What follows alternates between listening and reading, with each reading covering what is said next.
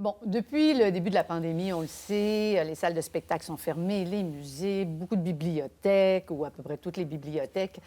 Donc, on a l'impression qu'il n'y a plus rien à faire. Mais il y a plusieurs organismes qui se sont virés, comme on dit, sur un dissous pour justement nous proposer des activités via le web. Et aujourd'hui, Pascal, notre chroniqueur, bonjour Pascal. Bonjour Michel. Vous allez nous présenter un site web qui regroupe à peu près, qui couvre tous les intérêts des 50 ans et plus. On trouve vraiment de tout. Je vous laisse aller, là, Oui. je ne vais pas le nommer. En fait, oui. oui, alors avenue.ca, et ça s'écrit avenue avec un S, parce qu'il y a plusieurs avenues, donc avenue.ca, c'est un magazine multiplateforme. Et ça existe en fait depuis 5 ans. Hein. Oui.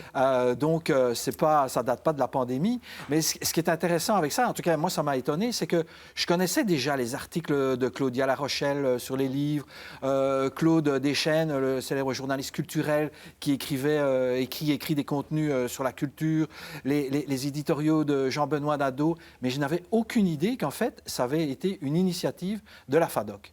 Donc, il y a 5 ans, la FADOC a initié ce projet qui s'appelle Avenue avec un S.ca. Et c'est donc un magazine, mais qui ne ressemble pas en fait à tous les magazines parce qu'il n'y a pas de recettes, il n'y a pas de conseils beauté, il y a surtout des sujets qui intéressent, comme vous le disiez, les 50 ans et plus, qui sont très variés. Hein.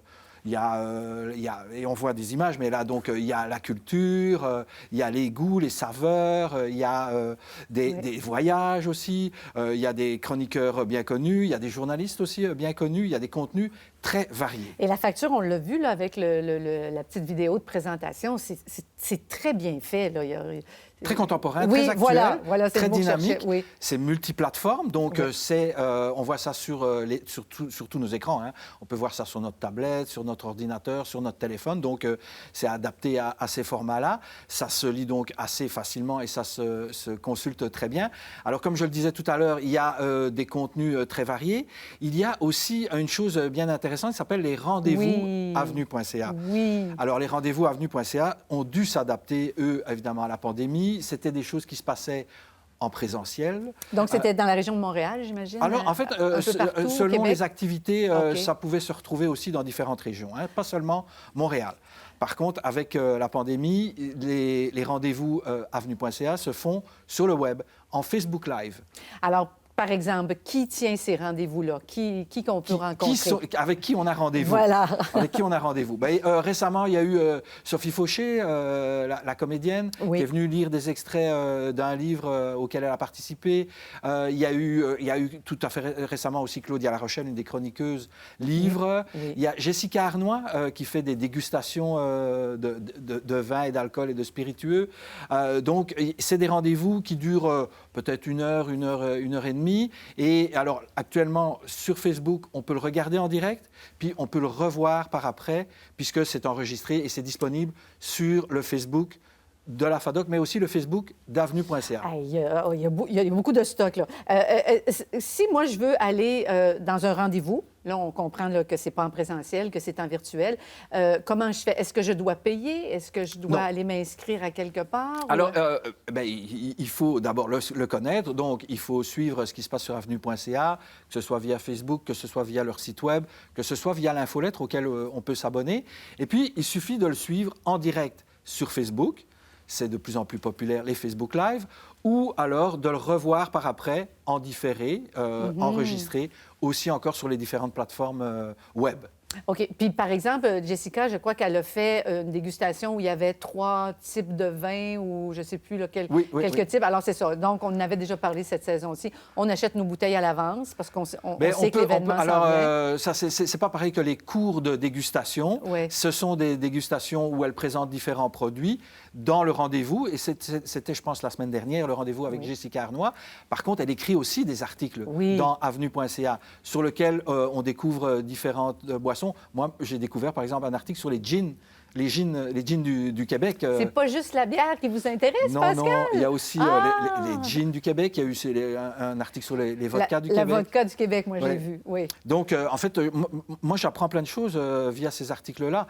Et on parlait tout à l'heure de l'adaptation par rapport à la pandémie. C'est sûr que les articles aussi se sont adaptés. Hein. Par exemple, Marie-Julie Gagnon, qui écrit des articles sur les voyages, elle a proposé des articles plus d'actualité par rapport aux voyages qu'on ne peut plus faire. Alors, elle a proposé des voyages au Québec. Elle a proposé récemment un article sur Sherbrooke, découvrir Sherbrooke. Il y a eu un article pour les snowbirds, oui? Oui, excusez, non, oui, il y a les snowbirds, mais ce que j'ai vu de Marie-Julie, c'est qu'elle parle aussi des hôtels au Québec qui font des forfaits pour les gens qui ont le goût de faire du télétravail, mais en dehors de la maison.